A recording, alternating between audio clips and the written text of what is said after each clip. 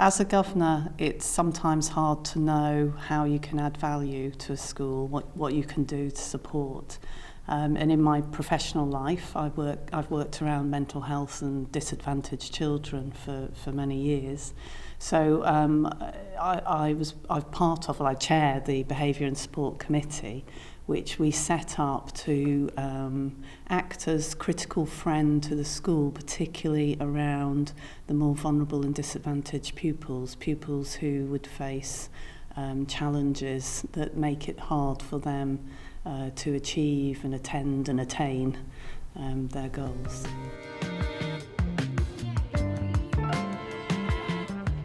I've worked a lot with Professor Angie Hart at the University of Brighton, and she has done a lot of work around resilience, and particularly children who are disadvantaged or complex needs.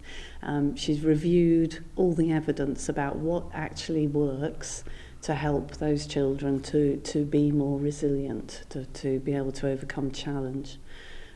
So I became very interested in Angie's work and started to think about, well, how could this translate into a school environment? And it helped me to formulate questions to ask of the senior leadership team of the school.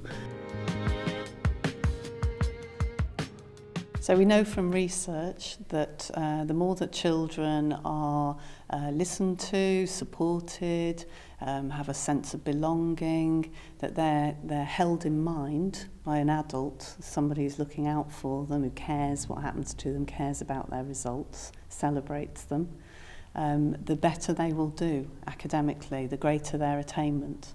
And I think that's what we're seeing here in Hove Park School.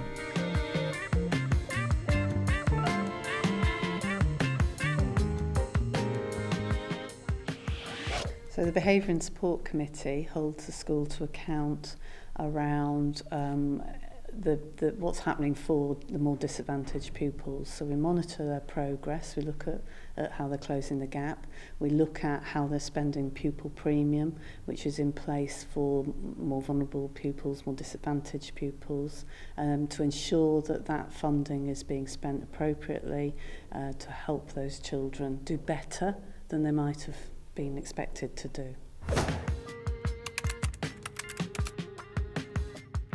Academic resilience is about not trying to solve problems that are unsolvable for a school, home life, learning disability or special educational needs. Some things, that's how it is, that's how a child is. So it's not solving all the problems or changing everything in a child's life, but it is about recognising that they present challenges to learning and actually trying to mitigate some of that by building the child's resilience, being that safe space, being that supportive space in order that that child can learn, can be sat in school feeling comfortable, feeling that people care about them and how they're doing.